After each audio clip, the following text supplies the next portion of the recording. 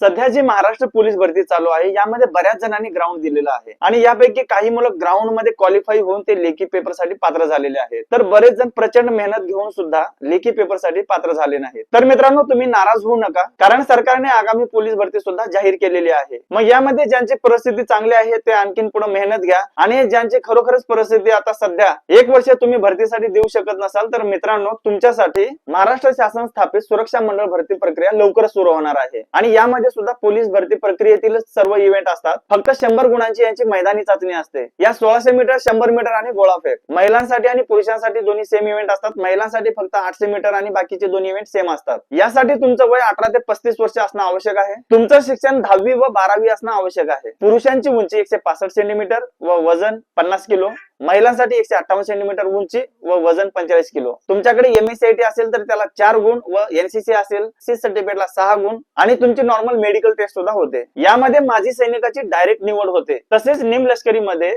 ITBP, BSF, CISF, SSB व अग्निवीर असेल तर डायरेक्ट निवड होणार। या पदाविषयीची संपूर्ण डिटेल मी तुम्हाला पाठवतो, फक्त कमेंट्स करा डिटेल। याची संपूर्ण माहिती आपल्या टेलिग्राम चॅनल कोच भीम सरवर तुम्हाला उपलब्ध करून दिली जाईल। त्यामुळे कोच भीम सरांना फॉलो करून कनेक्ट राहा, जेणेकरून कोणतीही माहिती तुमच्याकडून मिस होणार नाही। भेटूया अशाच इन्फॉर्मेटिव्ह नेक्स्ट व्हिडिओ मध्ये। तोपर्यंत जय महाराष्ट्र।